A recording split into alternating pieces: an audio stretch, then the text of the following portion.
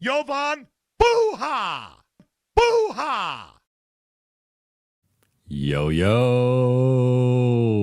I'm Jovan Buha, NBA reporter for Buha's Block, and welcome to another live show.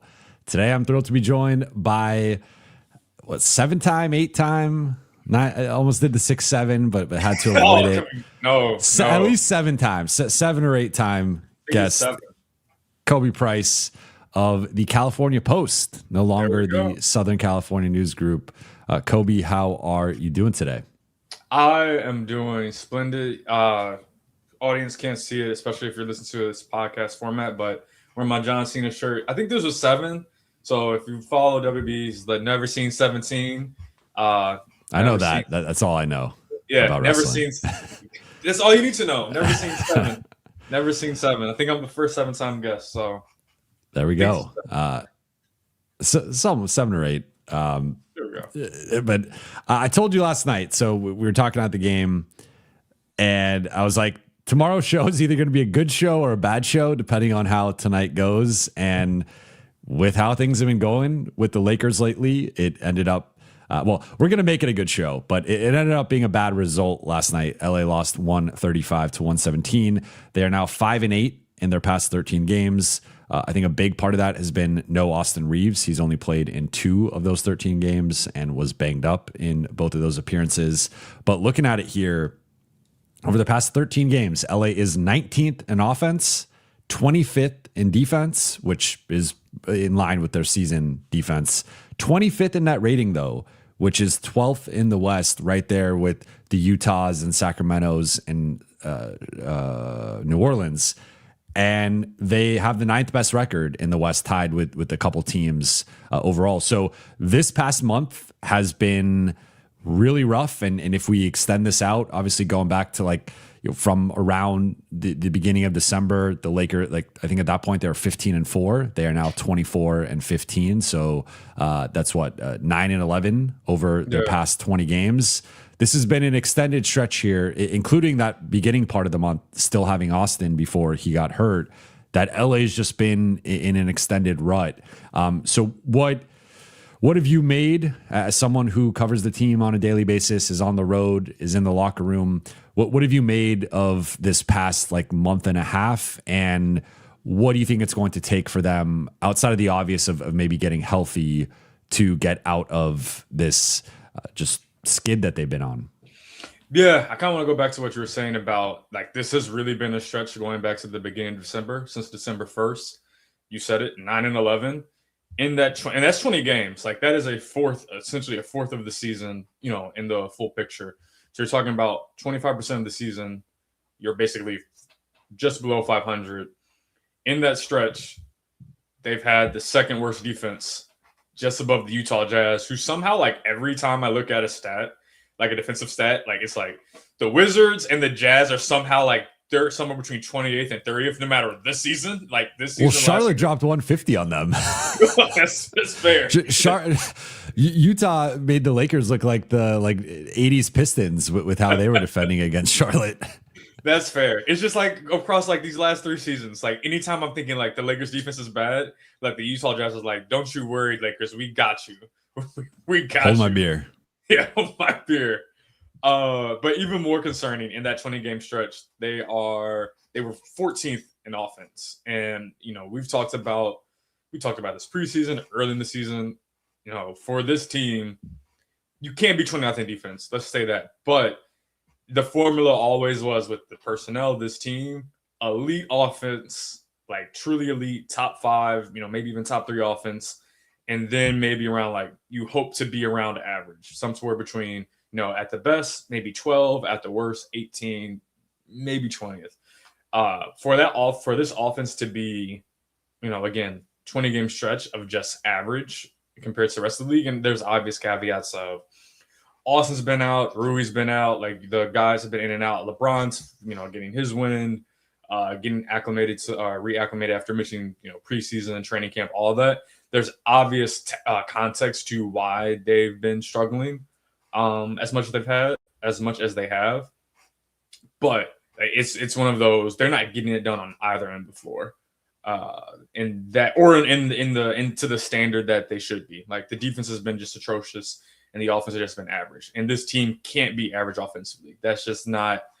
They're not built to be that and still win games or still be good. And I think ultimately, you ask me like what needs to happen. Like it's everything. It's almost one of those everything needs to be fixed. And we can get into details like the star players like can be better. Let's get into it. Yeah. Okay. So like I guess we're gonna start from the top down, like, or just focus offensively. Like I'll go last night. Last night, and this has been I know a talking point over the past couple of weeks, maybe a few weeks. There was a stretch during that stretch where because I was rewatching the first half before we hopped on, and it kind of crystallized this. The lack of DeAndre Ayton involvement, especially when he has smaller guys on him, that is, I'm not going to say alarming, but that's something that stood out to me just rewatching last night's game. And that's something I know has been a talking point. When you're going through these droughts of not scoring or the offense doesn't have a rhythm or a flow, like, yeah, you may be organized, but it feels like they're just missing a significant component or significant dimension to the offense by not having him as involved as he could be. Like there are times where, Luka's, he's doing his thing. LeBron may be doing his thing and just may not be working. Like the defense has seen repeated possessions of the Luka DeAndre pick and roll, like LeBron posting up, whatever it may be. Throw a curveball like, hey, DA, here's the ball. Do something like quick move, quick turnaround, quick hook, baby hook. And he made and when LeBron came in, I think toward the end of the second quarter, like I think his first two possessions, he fed DA. One time he missed, the other time he made it. Just a change up, just to get out of the rhythm and pattern. Because if I'm a defense, if I'm saying, shoot, the Hornets' tallest player last night in the starting lineup was how tall? 6'7"? Oh, come on. I think Diabate is like maybe 6'8". Okay. I just accidentally searched diabetes. That's the wrong player. Anyway, he's listed at 6'10", but he's probably like 6'8 and a half, 6'9".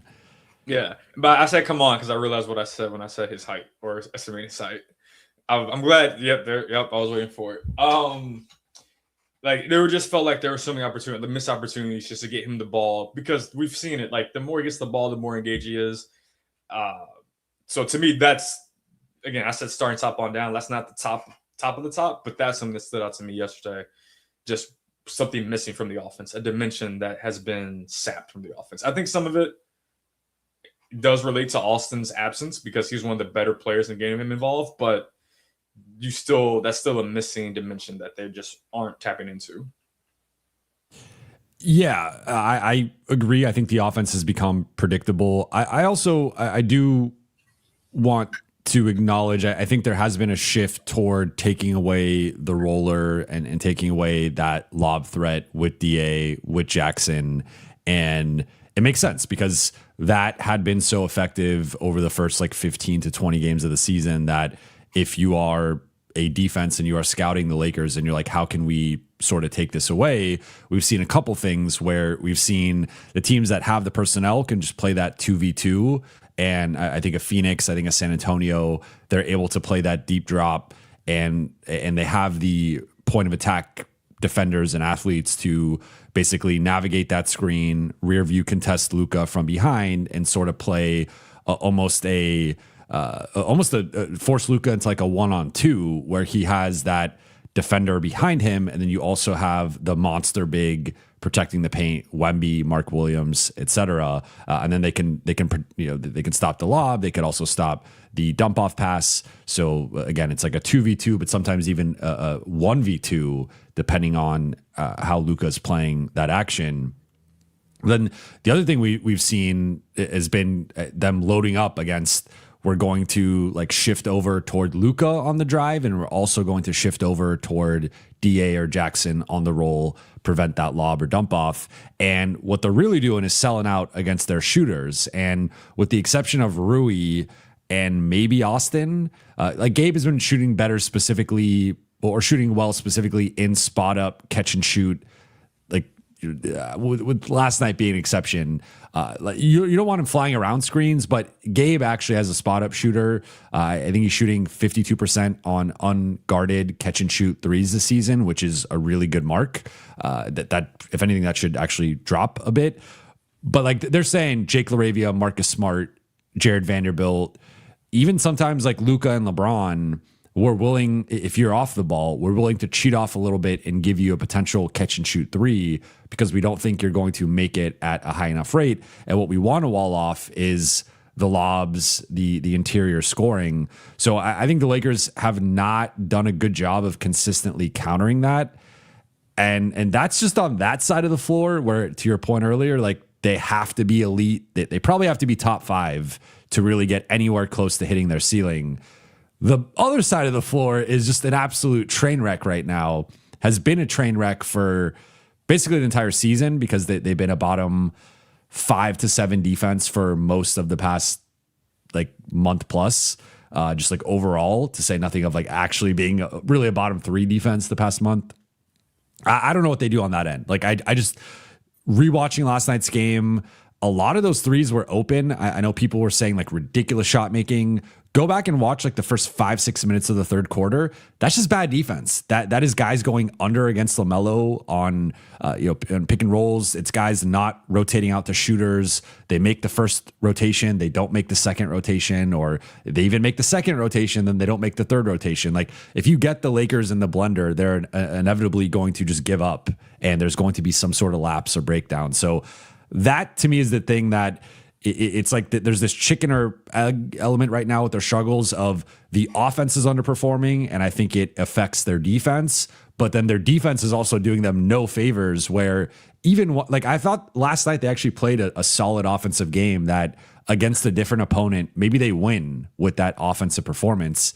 It's just the defense, the floor is so low that against a certain caliber of team with a certain amount of athleticism, ball handling, and shooting, it just becomes too much for them to handle, and it tips over where they just can't guard those teams. And like last night, I thought it was as simple as that of like, they played well enough offensively to win the game. They just could not keep up with them defensively at all. And the dribble penetration, the 3-point shooting, the transition, offensive rebounds, they had 14 offensive rebounds. Like it just, they couldn't keep up with them. Yeah. And talking about it post game yesterday, like everything you said has been a yep. Carl for president, Anthony 4-5-7-4, 2 to 3 passes beat the Lakers every time. Like that is real. That's real. I was gonna say it feels like the problems that we saw last night. I mean, change the team and it's going to be a different issue. All right, it's going to change the team. They'll maybe present slightly different issues, but the result's going to be the same. Like the consistent effort from possession to possession is not there. I mean, they jumped out to a, what was it, I think 19-9 lead. Kind of like the thing that's been better lately is they've been getting also better starts. Like they've been for the most part, they've been getting out to leads and better starts lately. Last night that happened, but then they were like, because the starters are better. I know you've been ready for that. You teed me up. I teed you up. There you go.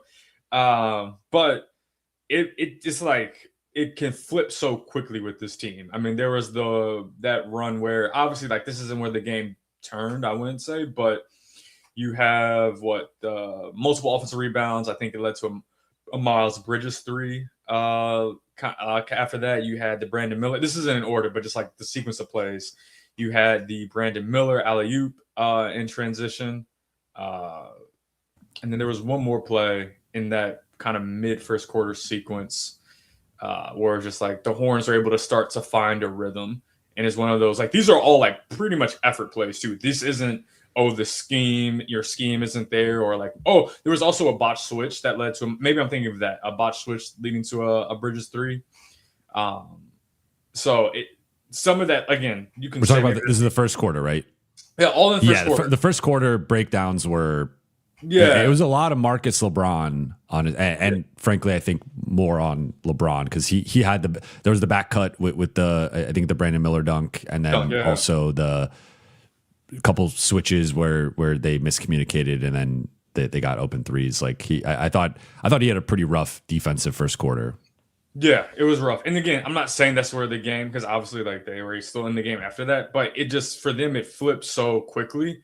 And then it also feels like, at least defensively, lately at least, it's been so hard for them to grab the rope back once they start to slip. Like you can almost tell within the first, maybe not 5 minutes, but first 10 minutes. Because they're like they may have a strong defensive start, but then it's like, all right, what happens after the first timeout?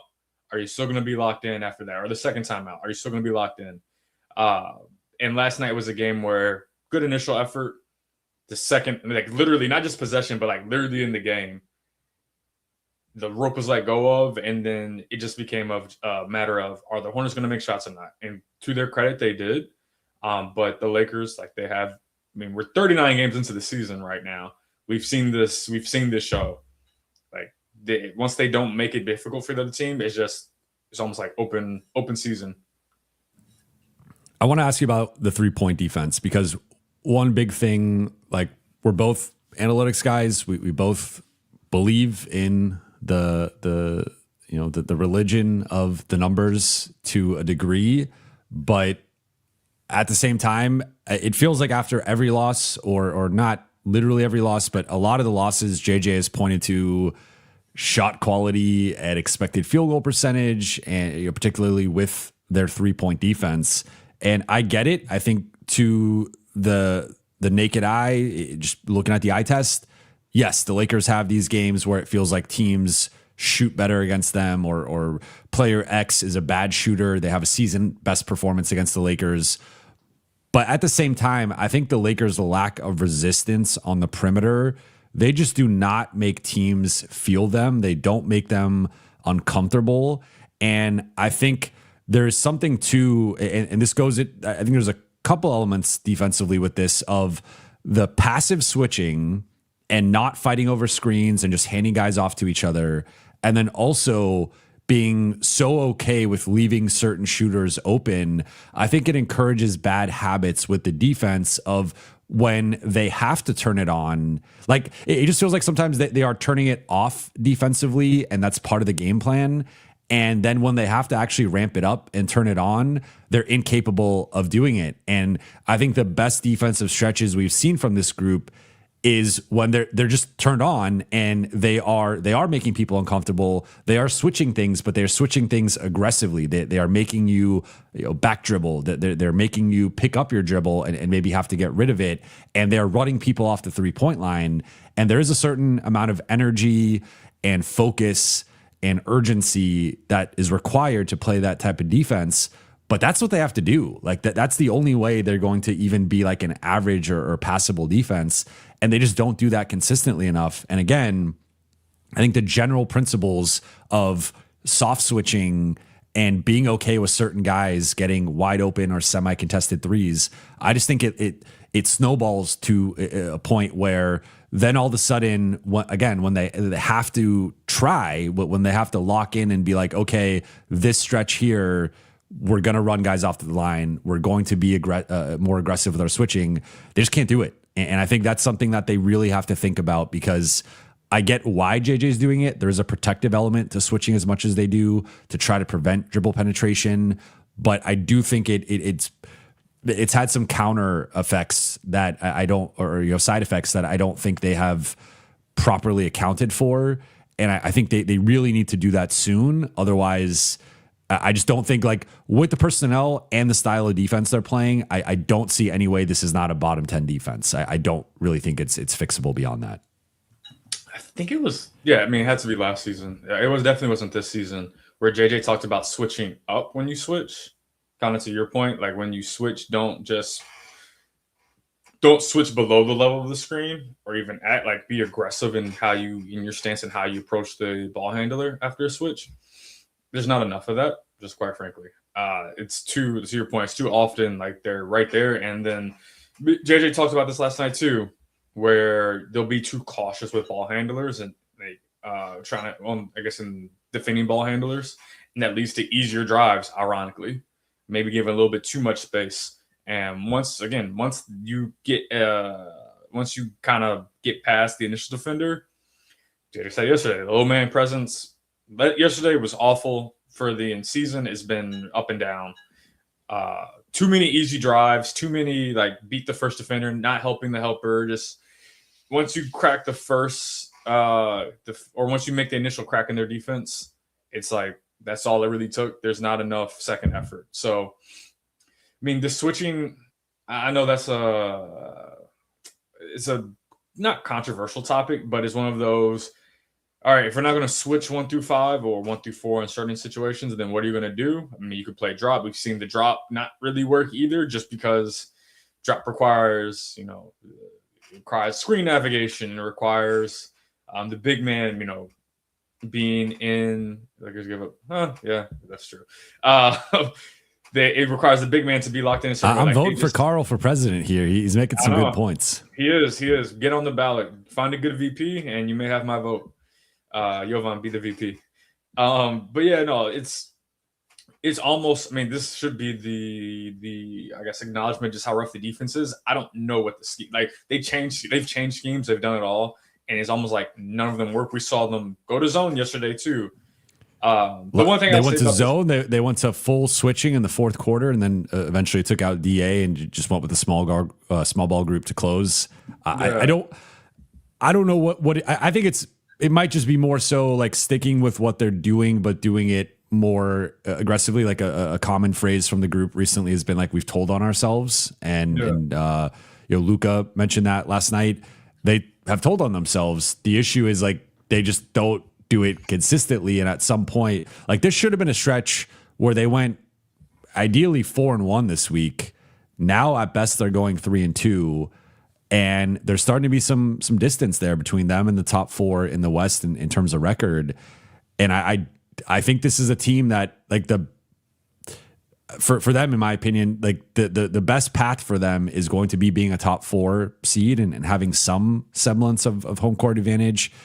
Especially if you're the 5 seed, you're starting it on the road. You're starting the playoffs on the road, and then your prize if you win is you go play OKC on the road. Like I don't think you ought to be the 5 seed. I'd actually rather be the 6 seed, but between those two. But yeah, I think they're just in a little bit of a predicament here in terms of where things go from here, because they've been trending in the wrong direction, and they're looking like a team that could be headed toward the play-in, and rather than being like a top 3 or 4 seed, which is not where you want to be.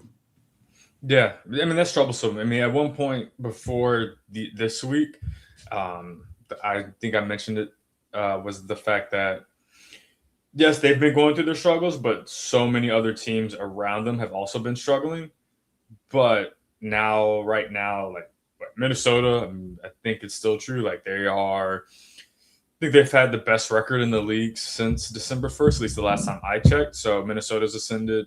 The Spurs have obviously ascended. Denver has been kind of pretty steady throughout the season, even with Jokic, being sidelined. So, I mean, for the Lakers, like having a 5-5. Okay, I mean, OKC's 8-2 in their last 10. They've won 5 in a row. Like OKC is pretty much back. Yeah. They had a draw, and even San Antonio, they've been 5-5 in their last 10. But like the Lakers, they had such a good stretch, including being the Lakers recently, multiple times. Like that's keeping them right in line with Denver for that 2-3 spot. But yeah, I mean, it does seem like, and the other thing, like right below, like they're like Houston's also been going through their struggles. But you're right, like they're just up on Phoenix and Houston, but it's only a game, and they are getting to that troublesome territory of if this stretch prolongs. Because the other thing, you have Portland on Saturday. You come, and you might as well say the Grammy trip starts today. It's a tough back-to-back. Yeah, it's a tough back-to-back, but then you have to go right after that back-to-back. You start the Grammy trip going to Denver.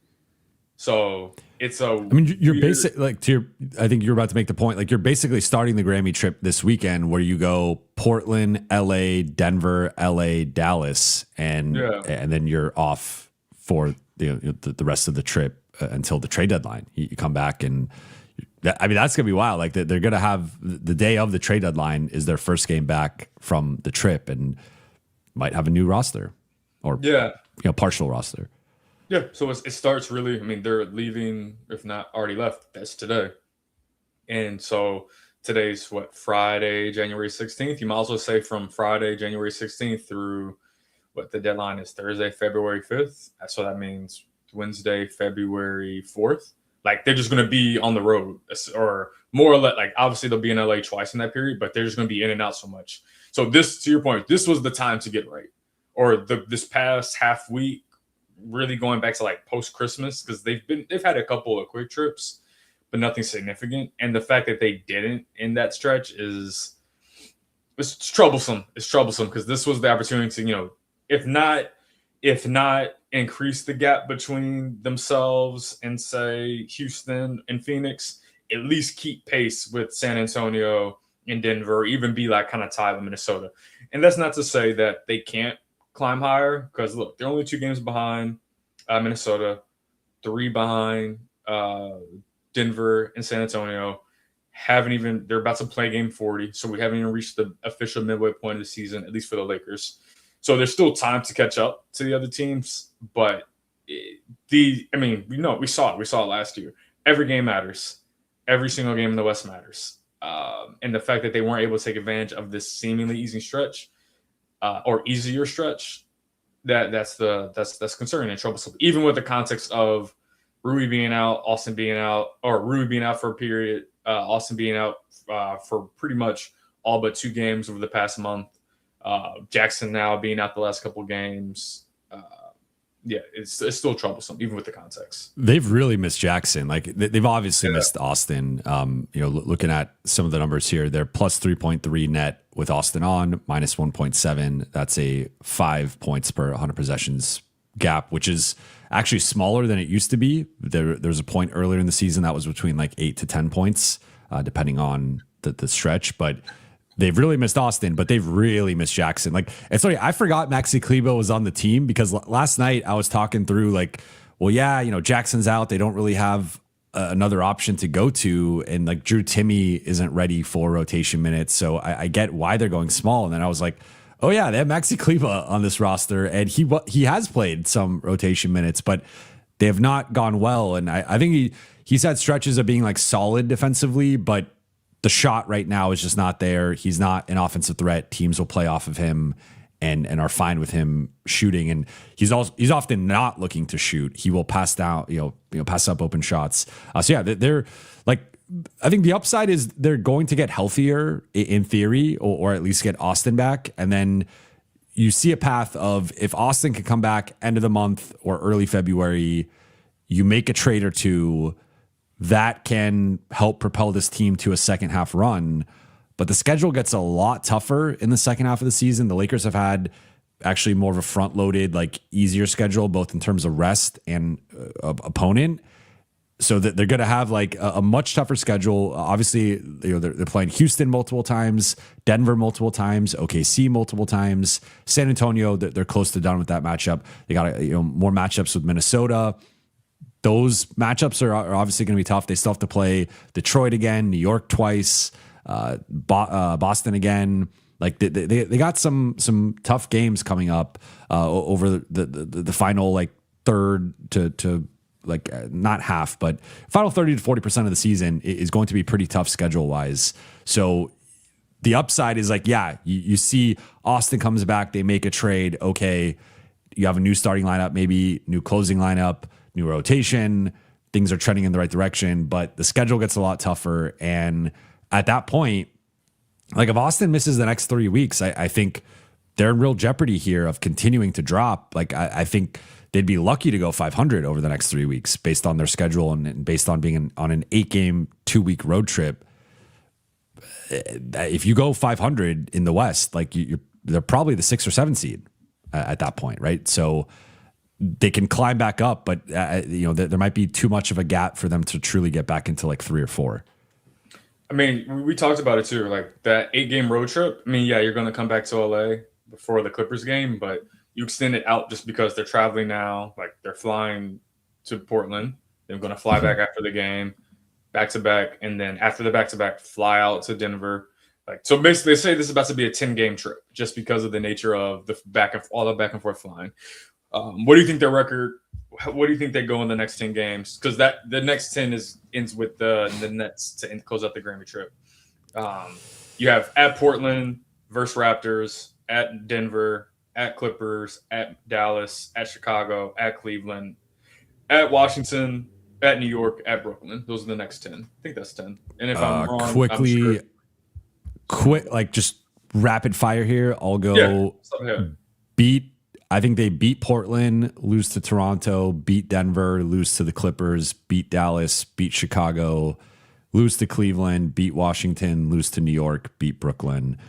So that would be 1, 2, 3. I guess either going 6-4, but that feels high. So they'll probably drop one of these. Like they'll probably drop one to Dallas or Chicago. I guess maybe like they're, but they got some easy like Brooklyn, Washington.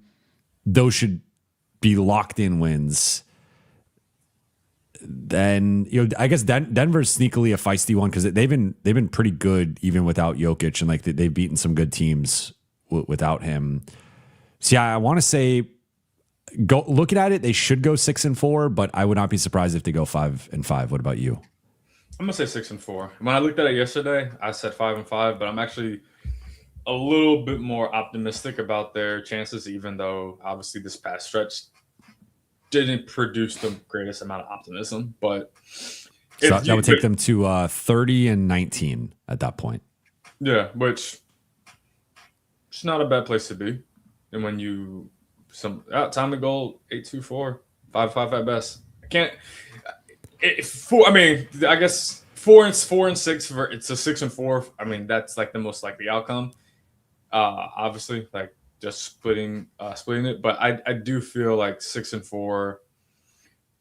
I'm gonna say 6-4, but 5-5 also wouldn't surprise me because we've also seen. I mean, shoot, there was I guess that was in last year's Grammy trip, but like when they played Brooklyn last season. I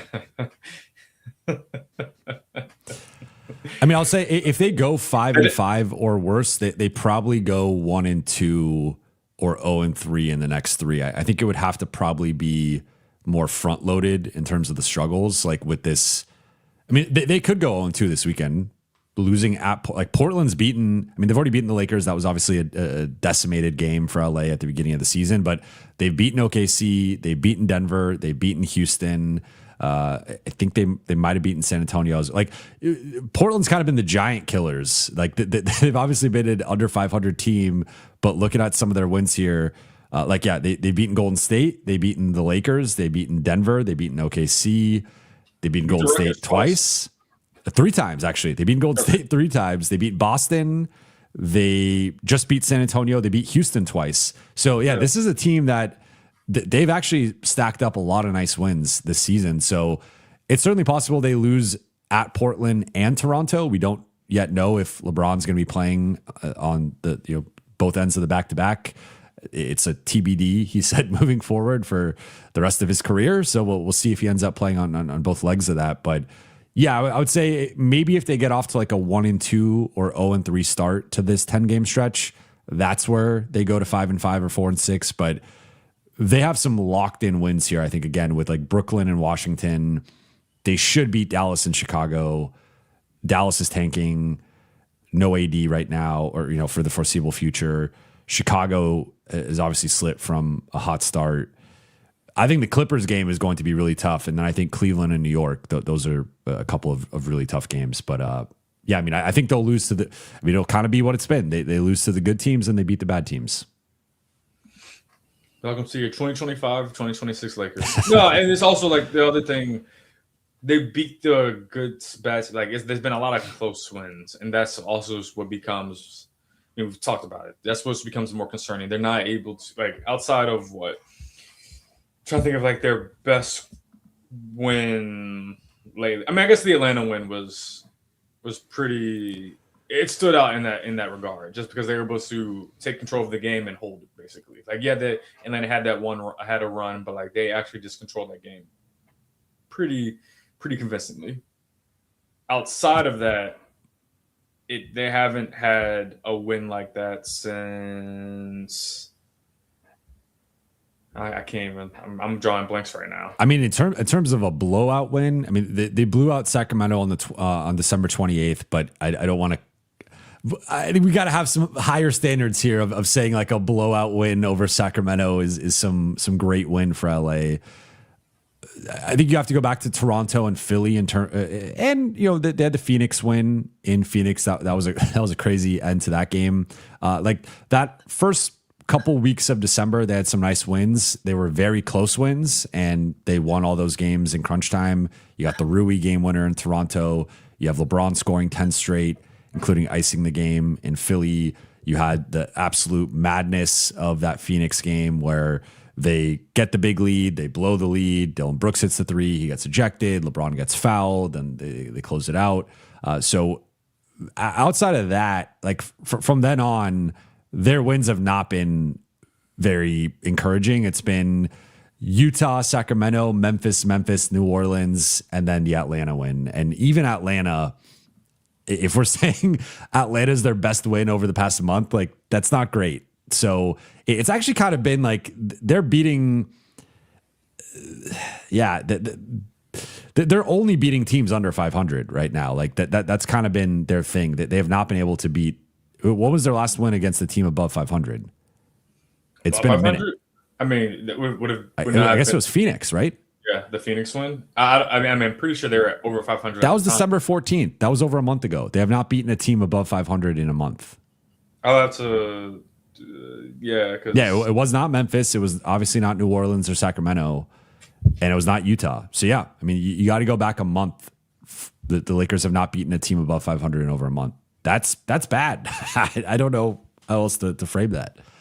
Jeez, yeah, and I'm trying to think about even before that. Toronto, yeah, it was because when they beat, they had that stretch. You're right, in early December, because they beat Phoenix. You mentioned the Phoenix, Philly, and Toronto. Those were their last few wins over teams above 500. And then before that would have been the Milwaukee win. And Milwaukee was a really good win. That was obviously very early in the season. I just checked quickly. They have 5 wins, 5 clutch wins against teams above 500. So they're 13-1 in the clutch. So they're 8-1 against teams below 500. Who did they just? Their clutch loss was Milwaukee, who is actually below 500. So they're 5-0 against teams above 500 in the clutch, 8-1 against teams below 500. Yeah. But I mean, so yeah, not that would be, I guess, reason for pessimism when it comes to this team, because they haven't. I mean, I think someone just brought up they haven't maybe had like the toughest schedule recently, but there's also like, well, you haven't had the toughest schedule. That means you should be winning these games a little bit more convincingly, or just outright winning them, and they haven't. And they've had a couple like the tough enough like Detroit or the Spurs. Like when you've had those moments to like show what you can do. And granted, the Spurs second half of back-to-back. I mean, they were also on the second half of back-to-back too. But when you've had the opportunities to stack up against some of the better teams, you just don't play well. Yeah, that is just like you can't like, you only get so many opportunities to do so. You can't be like, oh, next time we're not on the back. I was like, this is your opportunity right here. So. They're 7-9 against teams 500 or better this season, and as we just said, they haven't had a win against a team above 500 in over a month, and that's troubling. Let's talk about trades for a little bit, and then we'll get into the Q&A and wrap up. We're going to try to keep this around an hour. So ESPN just had a report today from Brian Windhorst and Tim Bontemps that they are hearing the Lakers are targeting perimeter two-way help, which makes sense, checks out with the needs of the roster, but they're also targeting rim protection, which I found interesting.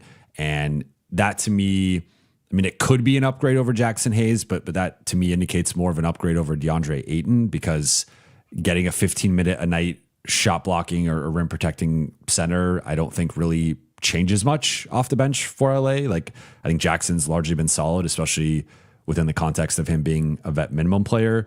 So I found that interesting. And then the second part of it was they also said that the Lakers are going bargain hunting and trying to find some of these guys who don't cost a first round pick, don't have the additional salary, and that they would only consider taking on additional salary if it fits with Luka. So through that lens, with that report, we've also had some of the Kuminga buzz lately, which I would not really want to get involved with if I'm the Lakers. How is your opinion or perspective of what they are trying to do and what they should do here over the next 3 weeks changed, if at all, with this recent stretch? And like, just I guess what do you think they need? And again, is that changed? Do you think they need to prioritize the center position a little bit more with DA's recent up and down play? I think it's noteworthy that JJ has not closed with him in 3 of the past 8 games, and then also acknowledge that a fourth game, the game against Sacramento, he was planning on closing with Jackson, but Jackson injured his hamstring and he ended up having to go back to DA. So like he's kind of lost some trust and confidence with the coaching staff, clearly. And earlier in the season, he was bulletproof in terms of playing a certain amount of minutes, closing every game. That has shifted in the last couple of weeks. So with that context, with the ESPN report, with the Kuminga stuff, where are you at right now on the trade front with the Lakers? The title of this right now is "How Can LA Save Its Season?" With me. So it's all on you, Khobi. You gotta. Yeah. No, it does. It does feel like we've reached a point where the roster, the crazy, not crazy.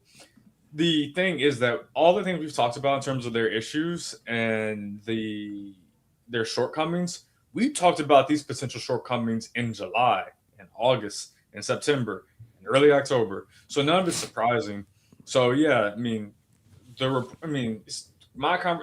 reports, conversations, like they're all more or less, at least for me, been the same in terms of what they need. They need to be more athletic. They need speed on the perimeter. They need to have better ball containers and defenders. Rim protection is rim protection is an interesting one. Yes, they aren't the best rim protecting team, but I think some of that's also due to the fact that the aging just get challenged quite. They're not the best point of attack team. They're not the best wing defense team. They're not the best off ball defense team. Go on and on. Right. So it's one of those, like, once you get past the first, like the initial, again, yeah. So anyway, there are a lot of troubles defensively. My opinion of what they need hasn't so much changed. I mean, if you kind of go by one, like I'm with you, the Kuminga stuff. There were reports yesterday about, the Lakers, looking at taking one of their first round picks, the 2031 or 2032, and kind of doing what Phoenix did last year and splitting it up into, take the one pick and splitting it up into like quote unquote 2 or 3 lesser picks, whether that's 2 first round picks and a second round pick, or just 2 first round picks, like whatever it may be, splitting up those picks so then you can have access to use them. So maybe, in the Kuminga scenario, you make that trade and use one of those picks to get Kuminga. So you still have another first to trade outside of post Kuminga, like acquiring Kuminga. And then, obviously in the summer, you'll still have 3 because you'll have that one and then you'll have access to whatever, depending on which pick you use. I'm not the biggest Kuminga to Lakers advocate. I think yes, he's very athletic. He could fill that need. I just don't look at this roster and say, yeah, like that's the kind of play. Like we have enough. There are enough guys, whatever, 6'6" and to 6'8", 6'9", who are best defending 3s or 4s. Like that's not where the needs are. Though he could help with the perimeter defense. Also, just that we don't know. I mean, this is one of the hard things to show. Like we've kind of seen this, like with Andrew Wiggins is a good example. I think even Rui to an example. Rui is a decent example, maybe not the best example of what happens when you just take a talented player and move them into a situation with better context and just get them out of the environment that may not be the best for them for whatever reason it may be, and maybe they can evolve into a different player or the type of quote unquote winning player that you want them to be. So if you're the Lakers, maybe that's why you would target Kuminga, who is obviously very talented, very athletic, can score, has the potential to be a strong defender. I just don't know if that's what I would prioritize. For me, it would be their perimeter defense. It would be finding. I still think they're in that in search of just a complementary starting 5. Because right now, you mentioned it, to tee you up from earlier, the starting 5 has been better. than it was. They to called start me a the season. madman. They called me a madman. Not I. We were in lockstep. Don't you worry. But like in theory, that's going to change, or at least it should change when Austin returns. So, what does it look like when Austin's back? Are you going to keep Jake or Marcus in the lineup? Are you going to go back to the original starting lineup? What's it going to look like? I mean, again, we're still. If you want to get outscored by 20 points per 100 possessions, go back to the original lineup. Well, I think what this stretch has shown is more than anything is the importance of just balance. There are too often, even within games, where the Lakers just are imbalanced within their lineups, within the style of play. And to me, that's what they should be like. In order to save their season, they have to find a better balance. And JJ's spoken about it. Like they have players who they're either offensive oriented or defensive oriented, and the battle is finding that balance. But too often, I mean, they don't find that balance. So for me, going to the trade deadline, finding better balance, specifically on the perimeter. I mean, the big man, like I think DeAndre for what they're paid between DeAndre and Jackson, like yeah, it's not the best, and yeah, DeAndre may be kind of he may have plateaued and maybe even going down in terms of production or effectiveness.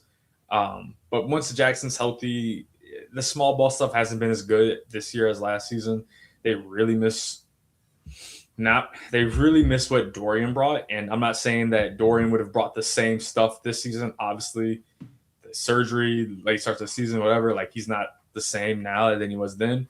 But the small ball lamps just don't hit the same without him. And you're just not as effective. But I still feel like, at least as of right now, Jackson and DeAndre are good enough for whatever, 48 minutes of a game, maybe even 44 if we want to do small ball stuff for 4 minutes a game. But yeah, this stretch hasn't really changed what I think about their needs. If anything, it's actually made me like less pessimistic about, or more pessimistic about whether they should go all in on this team, because I've been on and I know this sounds crazy every time I say it, but this could be the most talented or one of the better teams you have with Luka leading the way.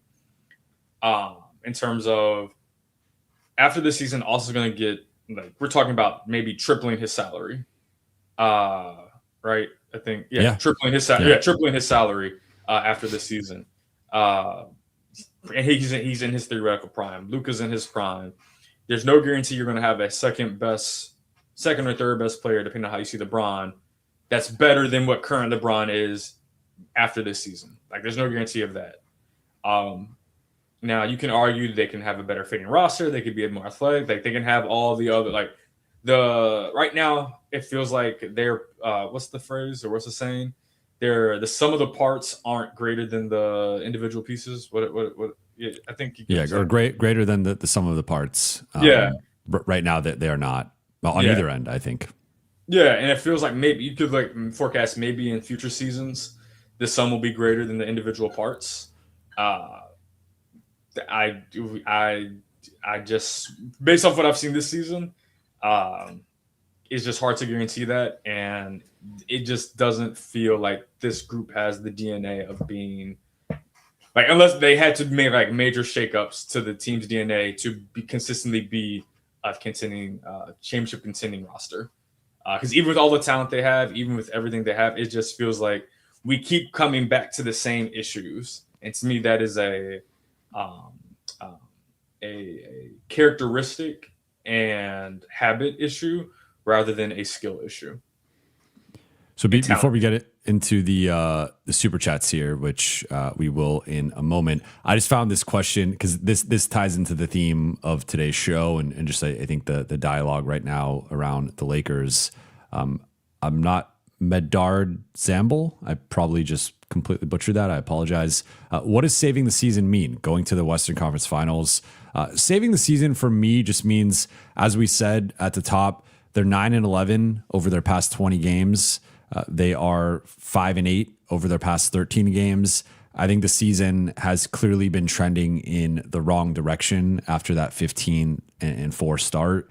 And I mean, if things if the Lakers continue on the current trajectory of how they've been playing for the past 6 weeks, they're almost certainly going to be a play-in team. Like I just don't see how that's not going to be the case. Now, I don't think they're going to be a play-in team, and I don't think they're going to continue on this trajectory. I think it is going to get better, but I don't think you could just stand pat and be like, okay, well, we're getting Austin back, and that's going to be enough to save our season. So to me, saving the season means, I think, optimizing the offense, making it a top 15 offense. I mean, a top 15, top 5 offense. I was thinking about the defense, which you want to be top 15 or, you know, thereabouts.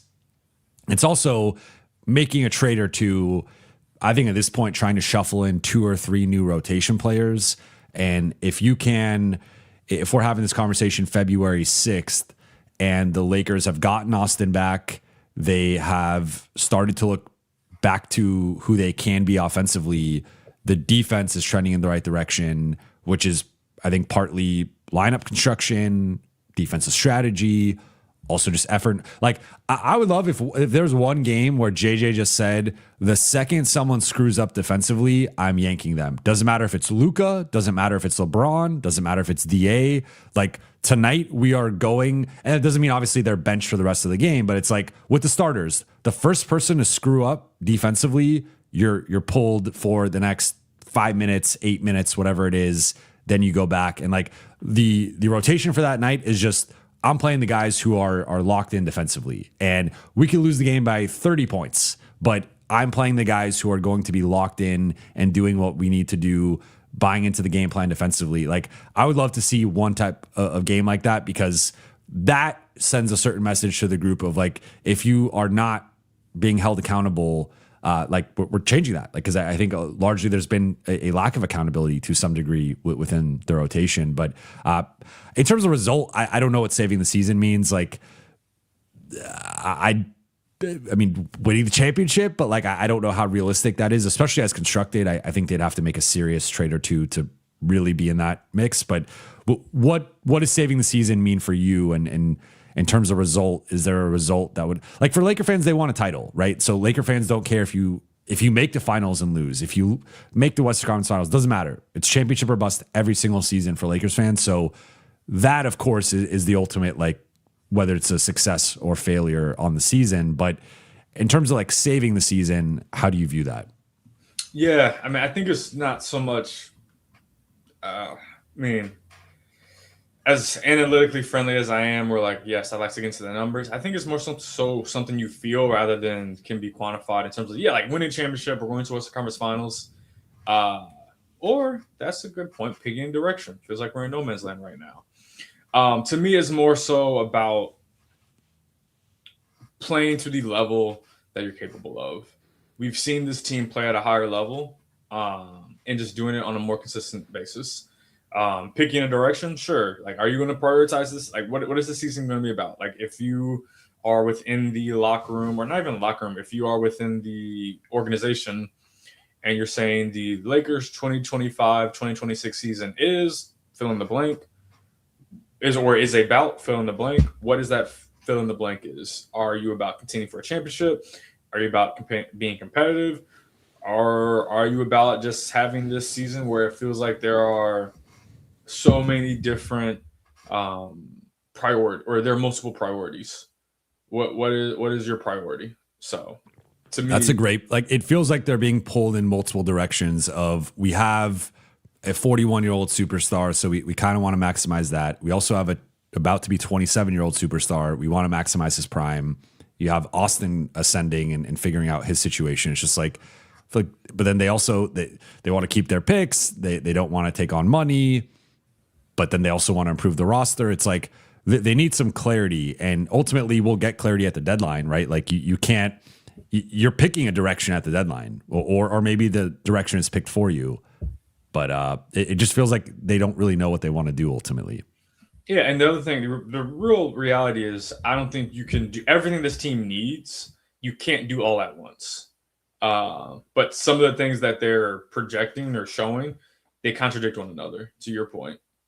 So, I'm sorry, I forget who brought it up, who commented, picking a direction, feeling like they're in no man's land. I think that is ultimately part of. Yep, there we go. Revive Gamer HD. Like that is maybe that's the best answer. Just picking direction and having clarity on what you want the final. I mean, what? So this is about to be game 40 coming up, and we just said that. So by the end of the Grammy trip, we'll be at game 49. 49, yeah. So for the final 32 games or 33, for my bad math, final 32 or 33 games. See, I'm not picking a side. I'm not picking. I'm just going to say either number. Having a clarity on what those final 32 to 33 games are supposed to be about. That to me is part of saving the season. Because right now, like even as I look at it, you can have multiple answers, and that's not the best thing to have. Yeah, and obviously, we had to talk about something today, so I posed this topic, but I don't know if we know what saving the season looks like. Like, of course, ideally, okay, they trade, Austin gets healthy at the end of the month, they trade for Herb Jones and Keon Ellis, and they remake the rotation, and all of a sudden this team is playing, the lineups are balanced, they're playing, again, top 5 offense, 12th to 15th defensively, they're in that contender mix and they won a championship. Like that's the golden path forward, but we have no guarantees that is going to happen.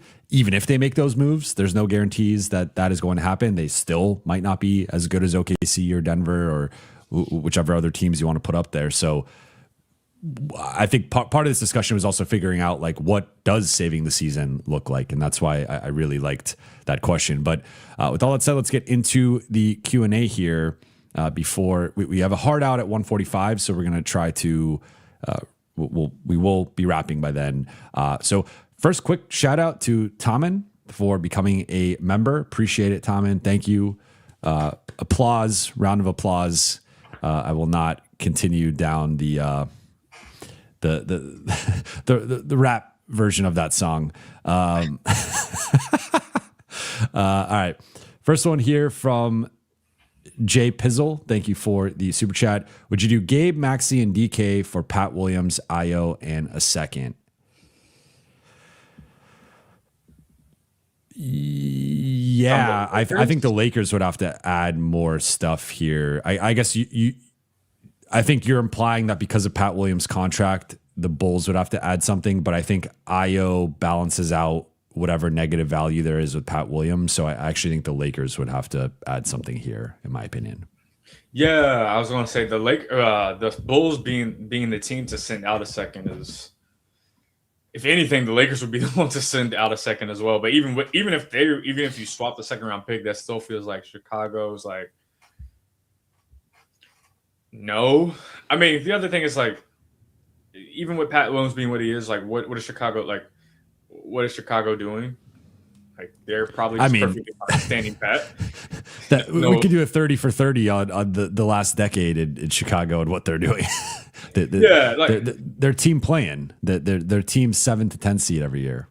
Yeah, like no, yeah. I mean that's true, but I'm like literally like, so what are they doing, and what like do they even care enough to make a trade where they're like getting off the last few years of Pat Williams? He's got 8. He's got 3 more years left at $18 million a year. Yeah. That's a lot. I don't think LA would take on that contract. I don't think he's good enough to be on the books for 18 million for this group. Like if under the new CBA and the apron rules, you cannot, like, to me, Pat Williams is more of a minimum. Minimum is maybe a little harsh, but like maybe a taxpayer MLE guy, like in that 6 to 8 billion range. Like if you want to pay him around like Jake or Marcus money, you could talk me into that sort of in that range. Him making triple that for 3 more years, it's just a bad contract. Yeah, I mean, if I'm the Lakers, I probably tentatively I want Io, but I would want Io, and I also get the second, like just to add to the draft asset pool. That's just, I mean, the other thing is like they traded 3 seconds in the trade for Dorian last year. So was it? I think it was 3. So they just don't have a lot of picks. Like even after the summer, they still won't have a lot. So having the player in IO, the second, like Pat Williams, for all his flaws, I feel like he's still maybe a back end rotation player, or at least that's how you should use him if you acquire him, and you're giving up a rotation player, even within this. So, but yeah, that's a tough one. If I'm the Chicago, I'm just like, what am I doing this for? But I guess you could say that about any move they make, because talk about choosing a path. What do they do any of that for? They're on the mediocrity treadmill. Lil Chris Johnson, 18, Reeves in salary to Houston for Eason and Smith. No. Yeah, I'm a no too. I think it's worth noting that. So right now, this stretch, which technically included Austin for a couple games where he was injured, the Lakers are 19th in offense, and I just looked it up. And with LeBron and Luka specifically on the floor together, they have a 115 offensive rating, which on the whole for the season would be the 13th ranked offense. So sure, if you're swapping in Jabari Smith for, I think Smith would probably be the fifth starter here over Eason. I guess we could debate that, but clearly, like, Houston has prioritized Smith over Eason. I know they recently made the Eason adjustment to bring him into the starting lineup, actually coincidentally against the Lakers. But I think I don't think the Lakers would be a top 10 offense as constructed if you just swap out. Like, they need Austin, or the point I was trying to get at was, with Austin on the floor, they have the third best offense in the NBA. And that's where I think there's a real gap there of I don't think you're good enough offensively with Luka and LeBron. I think you would be better swapping in Eason and Smith for some of the guys that have been playing. But I think they're still probably around the 10th to 12th best offense in the league. And yes, you'd be better defensively, but I still don't think that's maybe like they might be like the 10th best offense and the 12th best defense, which is good, but I don't think it's championship good. I like you need to be elite on one side of the floor. And I think this roster construction, they would, like, right now they are desperately lacking in ball handling, passing, and shot creation. Eason and Smith do not help in any of those three regards. So I think the offense takes like a notable step back. You know what's ironic about lacking in all that? Because I think we talked about this in terms of people. I think you mentioned like they need more guards. Was that a conversation we were having? Yeah, we talked about it last night. I mean, if you actually look at the guards on the roster, it's like not. It's bad. It's like, you got Luka and Austin, and then there's a huge drop off to Marcus and Gabe offensively as guards, and then you get to like Nick Smith, Dalton Connect, and Kobe Buffkin, who are just not rotation players for a contender. Like I don't. It's bad. Well, and even Dalton's more of a wing, I guess, than a guard. But yeah. Yeah. Well, I was gonna say, like, they have guards. I mean, between their two-way guys, they have guards. Yeah, but it's like, and even if or ball handlers, like they have ball handlers, they have or guys who can be ball handlers between, like you said, Gabe, Nick Smith, Marcus, Austin, Luka, Kobe Buffkin. Let's throw in LeBron in there, even though they've been obviously like not having him be a ball handler as much. Like, he can do it in a pinch. I mean, I can cook. I'm not good at it, but I can cook. Like, Marcus and Gabe can handle the ball. They're not generating advantages consistently. Marcus has been better. I've liked Marcus pushing the ball in transition, getting them out in early offense. That's been good, but he also is liable to go 1 for 5 on threes, have 3 turnovers, throw the ball out of bounds. Like you got to be careful how much you're relying on Marcus offensively. No, I agree. They also have Bronny, who we haven't seen. I mean, he's just not a rotation player. Now. So they have guards. To your point, maybe their guards aren't up to par, but like, they have them. And again, I can cook. Fair enough. Doesn't mean I'm going to host a dinner party and cook for everybody. Fair enough. Rama Aviation, thank you for the super chat. What do y'all think about trading the 31 pick for week 1s and 27 and 29? Then we could use 26 28, 30, and 32. I'm glad you mentioned this because one thing that doesn't quite make sense to me was like it was reported by Kevin O'Connor at Yahoo Sports, who has pretty good intel, that the Lakers were looking to shop the 2032 pick. But the issue with trading the 2032 pick is then that boxes you out from trading 2031 and 2033, because right now the path to LA having 3 picks is on draft night, they get the 2026 pick, and then they also get access to the 2033 pick. So on draft night 2026, LA can trade 2026, 2031, and 2033. If you trade 2032, you now lose access to trading 2031 and 2033. It partly depends on what picks you're getting back. So maybe they do get some access to, like, if they got a future 2032, maybe protected first or something, in addition to additional picks, like you have some flexibility there. But in theory, they would lose access to trading the 2031 and 33 picks. So that doesn't make sense to me. It would be trading the 2031 pick and splitting that into multiple picks. That would make sense, because then you still have the 2033 pick to trade. I know this is a little confusing, but to your point, I would be open to it depending on the pick and depending on what I think you have to do your due diligence in terms of figuring out what's out there, what you can get for those picks. And if you're having a talk with someone and they're like, hey, we want 2 picks for this player, and you really want that player, and you sort of do that, hey, if we go get these 2 picks, can we get that player? And they say, yeah, then I think that's a different conversation. If it's just flipping it into 2 picks kind of blindly and not really having a strategy with it, or just hoping something works out, I'm not as sold on that. No, I agree. I would do it with a plan, but because to your point, the thing to keep in mind is that you're trading for these picks basically to trade them, to flip them. You're not trading them to have the picks, or like draft players with those picks.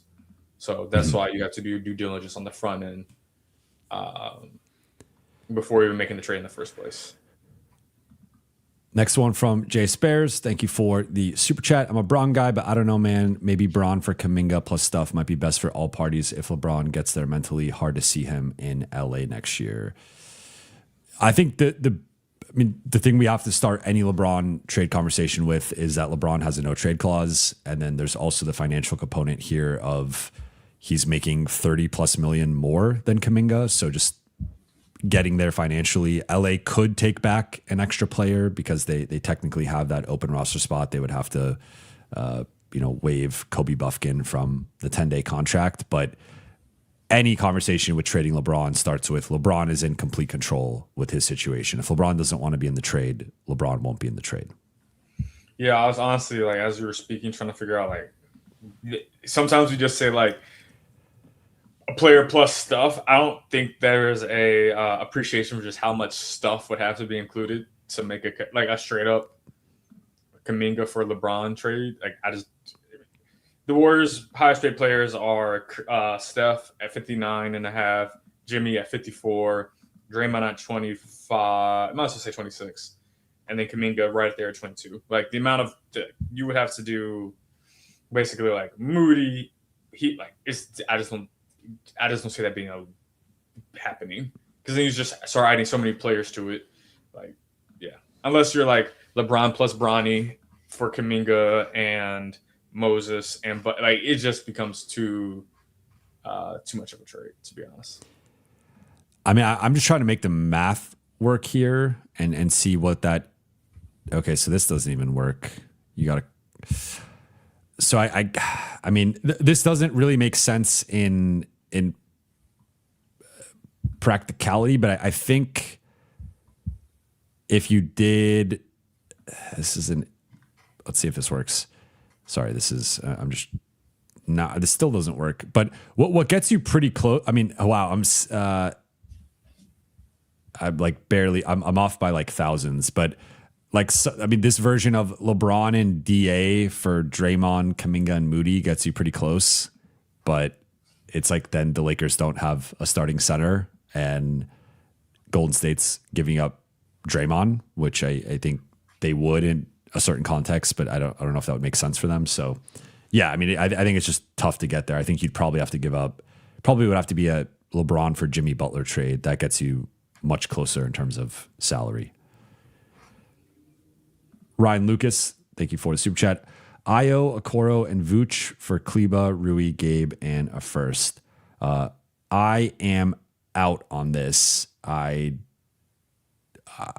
don't think any of those players are worth giving up the first four, or even collectively. Like, yes, I would. If you take out the first, I would rather have the first three players than the last three players collectively. But I don't think that gap is worth the first. I'm not here for it. Not a fan of the trade. I think I would do a second. But the thing is, though, like Vooch, yes, Vooch is better than Kleba, but Vooch doesn't help your defense. He's one of the worst defensive bigs in the league, one of the worst rim protectors in the league. Okoro and Io theoretically fit better than Rui and Gabe from like a two-way perspective. But Okoro's shooting is a bit of a concern, and Io isn't someone I feel great about guarding up and guarding bigger wings. So again, like if we're going position for position, I think Io's better than Gabe. I think Rui's better than Okoro. I think Vooch is better than Kleba. So you're winning two of the three positions. But LA giving up a first, I think it would have to be for a like stud. And I don't think Io or just the collective Bulls side is worth that. We need to get away from Bulls trades. No more Bulls trades. Then Dunkter Funkology agreeing with Khobi here. I was thinking the same thing. Khobi, Luka needs his ride or die guy in DFS. Good old days. Great show. Perspective today. Thank you. I think this was when you were talking about the small ball and them missing DFS. Something I talked about last night. Their small ball last year to start the season was awful. They got DFS. It turned into a real weapon. They lose DFS. It's been bad to start this season. Minus 18 over the last couple of games in 27 minutes. So it's been rough. Yeah. And I mean, that's to me, I mean, obviously they traded for DFS late December, but even looking at the trade landscape now is like, is there a similar trade you can make this year? I think that's probably the most likely route, or probably the route they should pursue the most, because any of these trades we're talking about, or most of them, where there's like their rotation's already thin enough. Like we've gotten to the point where, you know, I mean, I say this with all respect because actually, like, I think he could be a good player. Like Kobe Buffkin signed a 10-day contract, and granted, like Austin's out, Jackson's out, Adu's out, but he wasn't even a consistent rotation beforehand. Like you just I liked the defense last night. I did like the defense. But that's also like you're signing, if you're like, what championship contenders are signing guys to 10-day contracts and having them in the rotation? Like, and he was good. I'm not saying this as an indictment on the player, because I was impressed with like his rotation minutes. That just kind of shows me just how thin the rotation is right now. And I'm not looking, like, if I'm the Lakers, I'm not looking for a 2-for-1 trade in terms of rotation players, unless the one's like a clear starter. I mean, if we're being straight up about it, and we touched on this on Lakers Collective today, if you go past the top 7, which in some order would be the 4 guys who are locked in, and then you have the 3 guys competing for the 5th spot, Marcus, Jake, and Rui. Once you get to the Vando, Gabe, Jackson part of the rotation, I don't think any of those guys would play on OKC, San Antonio, Denver, Minnesota, or Houston when those teams are at full strength. Of course, if those teams are injured at some point, those guys would crack the rotation. But your 8 through 10 in the rotation are like not rotation guys for any of the other West contenders. And I think that is an indictment on the roster. That's a problem. Like even Marcus and Jake, I think, would be more like fringe back end rotation guys rather than guys competing for starting spots. I think Rui would be a bench. I don't think Rui would start on any of those teams either. So like maybe he starts over Harrison Barnes, I guess, in San Antonio. That they're like relatively similar, though I like Harrison better defensively than Rui. But yeah, I mean, it's kind of grim there in terms of comparing the Lakers. Like, yes, they got the top end talent. You compare their big 3 to any of the other big 3s, they come out favorably on the offensive side. But once we get to spots like really even starting at like spot 4, it gets pretty shaky compared to the top of the West.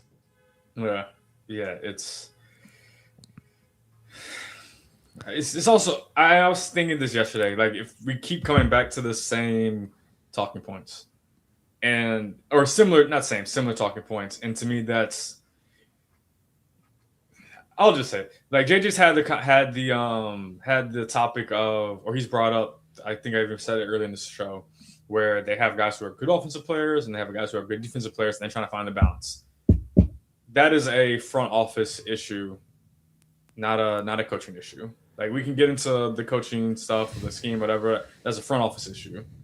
There should be better balance within, and I think some players have, like Jake's been, for his contract, and even though the shot was at some points up and down, like I think he's been very strong, had a very strong season for what the Lakers are asking him to do.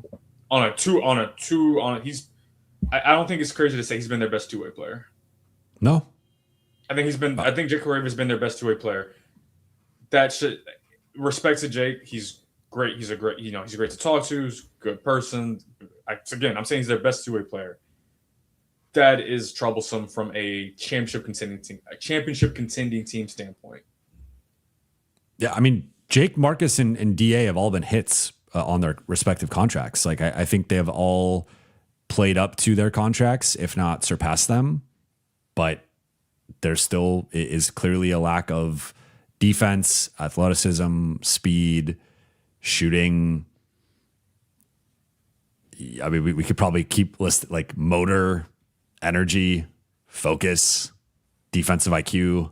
Like we can keep going down the list, but yeah, Lakers got to figure that out. But look, there's 3 weeks left until the trade deadline. I know that this was a relatively negative podcast at times. I think if the Lakers can get healthy and make the right move or two, they can position themselves for a second half run and to get back to being considered in that, I don't think the top tier of contenders, but maybe that second tier alongside Houston, Minnesota, San Antonio. I don't know if anyone's catching OKC or Denver, but Khobi, appreciate you. Want to give you a big shout out for the new job with the California Post. You continue to grow, and I appreciate the time. And next time you're on, you're gonna have to share with the audience some of the behind the scenes stories with DeAndre Ayton, the upcoming Beverly Hills Cop Volume 3 with or Volume 4. I don't know which volume, but you and DA, the odd couple.